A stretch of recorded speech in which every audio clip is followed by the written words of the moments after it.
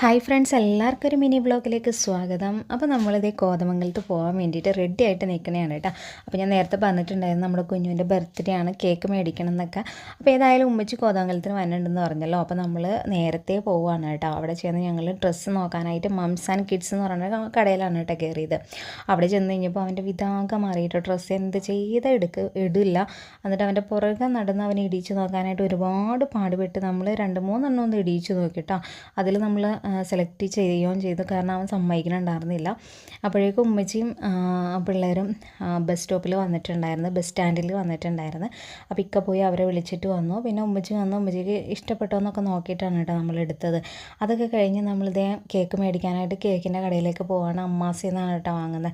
അപ്പോൾ അവിടെ ചെന്ന് ഞങ്ങൾ കേക്കൊക്കെ നോക്കി സെലക്ട് ചെയ്തു. ബ്ലൂബെറിയുടെ കേക്കാണ് കേട്ടോ എടുത്തത്. അപ്പോൾ ഇതിൻ്റെ ഫുൾ വീഡിയോ നമ്മുടെ ചാനലിൽ ഇട്ടിട്ടുണ്ട്. ആദ്യമായിട്ട് കാണുന്നവർ സബ്സ്ക്രൈബ് ചെയ്ത് സപ്പോർട്ട് ചെയ്യാം കേട്ടോ.